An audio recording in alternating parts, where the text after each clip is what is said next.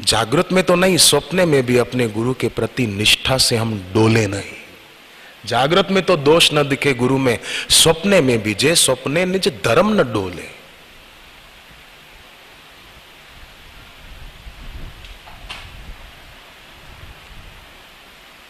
स्वप्ना भी आए तो ऐसा, त्रिजटा स्वप्ना भी देखती है तो भक्ति के स्वप्ने देखती है, दोष का नहीं। जागृत में तो दोष नहीं, स्वप्ने में भी महिमा दिखाई देती है। नाम त्रिजटा राक्षसी एका, एक राक्षसी थी त्रिजटा। नाम त्रिजटा राक्षसी एका, राम चरण रति निपुण विवेका। एक राक्षसी, उसकी रति देखिए कि स्वप्ने में भी वो देख रही है कि राम जी के दूत आए हैं, लंका जला दी है, रावण मारा गया है, विभीषण राजा बने हैं, राम जी की जय जयकार हुई है। जे स्वप्ने निज धर्म न डोले, स्वप्ने में भी शिष्य निष्ठा के धर्म से डोले नहीं। स्वप्ने में भी उसको अपने इष्ट में, अपने स्वामी में दोष न दिखे। का अपराध रमापति की ना, विष्णु भगवान से क्या अपराध हुआ था वो बताइए।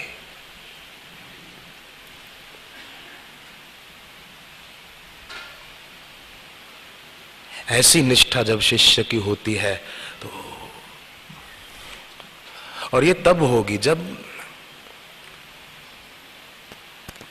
इच्छा शक्ति, जो प्राण शक्ति के अभाव होने पर भी रहती है, इच्छा शक्ति के कारण दोबारा जन्म होता है, अगर उसका शिष्य सदुपयोग करने लग जाए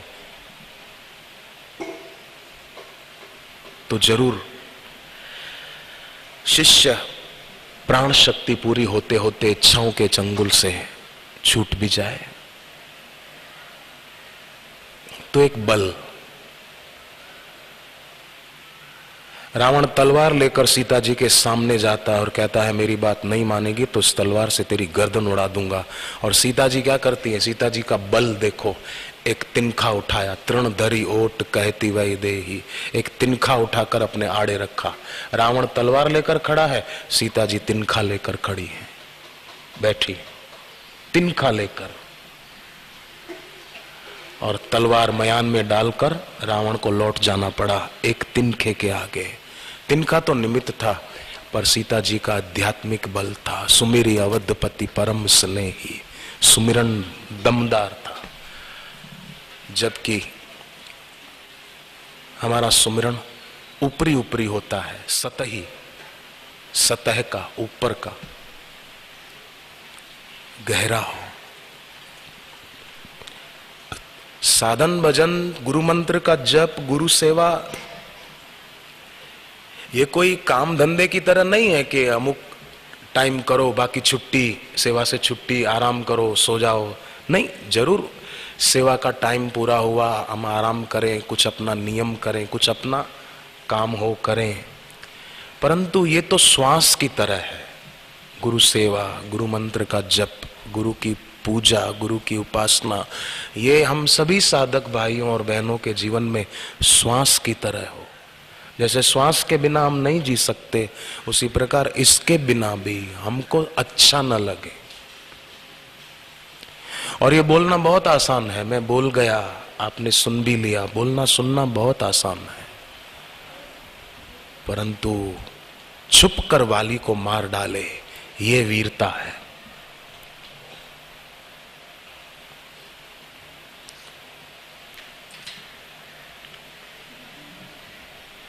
माने अंतर्मुख होकर, एकांकी होकर, अपने में एकांत लाकर। एकांत में जाने वाले कई बेचारे भटक गए, पर अपने में एकांत लाने वाले तर जाते हैं। उसका मतलब जो लोग घरों में रहते हैं उनके लिए एकांत जरूरी है। इस प्रकार आश्रम में आए, मौन मंदिर में रहें, अनुष्ठान करें आश्रम में रहकर। पर जो आश्रम में रहते हैं वो तो एकांत में ही है। ऐसा एकांत और कहाँ मिलेगा। मैं तो कई जगह जाता हूँ, देखता हूँ तो बाहर क्या है, तो मुझे आश्रम की पवित्र भूमि की याद आती है। बाहर से आते हैं ना तो ऐसा लगता है हाश कहां से कहां पहुंच गए। तो एकांत में जाना ठीक है, उसकी अपनी महिमा है, पर अपने में एकांत लाना ये तो सबसे अच्छा है। और वो ऐसे पवित्र स्थान पे बैठकर, ऐसे पवित्र स्थान पर जप करके, सेवा करके, साधक सत्संगी अपने में एकांत सहज में ला सकते हैं, इच्छा शक्ति का सदुपयोग सहज में कर सकते हैं।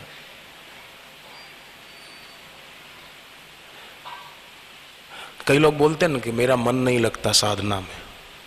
क्यों नहीं लगता? कि मन में संसार बस गया।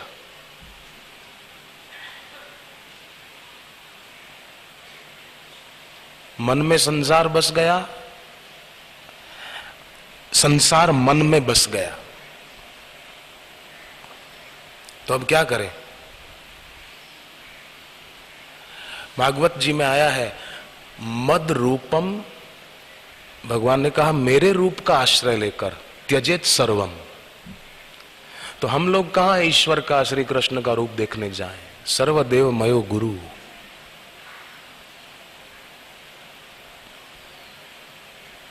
उनके रूप का, उनका ध्यान करके मन में जो और कुछ बस गया है उसको हम निकाल सकते हैं, दूर कर सकते हैं। तो हम ये जो जीवन मिला है, ऐसा सुंदर योग ईश्वर ने बनाया है, समर्थ गुरु के चरणों में पहुंचाया है, तो अब निर्णय करें। क्योंकि मनुष्य जन्म के बाद का निर्णय ईश्वर नहीं करते, इसके अगले जन्म की तैयारी इंसान खुद कर लेता है, मुक्ति की तैयारी भी इंसान खुद कर लेता है। तो हम ये निर्णय करें कि चींटी से लेकर ब्रह्मा जी तक हमारा किसी में राग न रहे, हमारा गुरुदेव के चरणों में अनुराग दृढ़ रहे। स्वप्ने में भी हम निष्ठा के धर्म से डोले नहीं। लंका में रहने वाली त्रिजटा नहीं डोली, तो इस राक्षसी थी वो, तो नाम त्रिजटा राक्षसी एका। तो हम तो मनुष्य हैं, मानव हैं, तो हम सपने में भी अपनी निष्ठा के धर्म से डोले नहीं।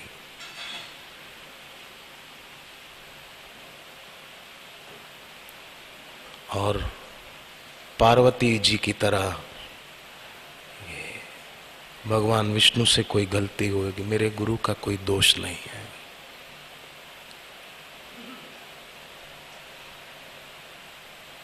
यह है शिष्यत्व। और जिस शिष्य के भीतर शिष्यत्व जन्म लेता है,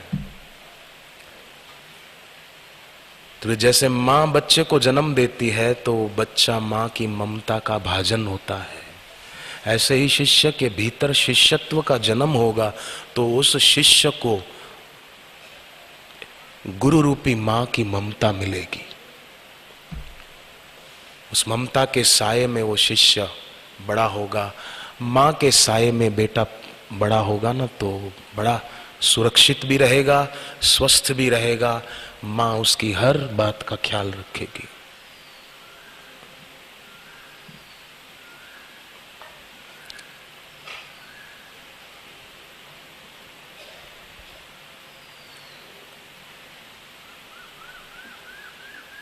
अभी संध्या का समय है, हम शांत बैठकर जीभ तालों में लगाकर थोड़ा जप करें मानसिक, और यही शुभ संकल्प करें कि हमारा अनुराग दृढ़ हो, हमारी प्रीति दृढ़ हो, स्थायी हो, अस्थायी न हो।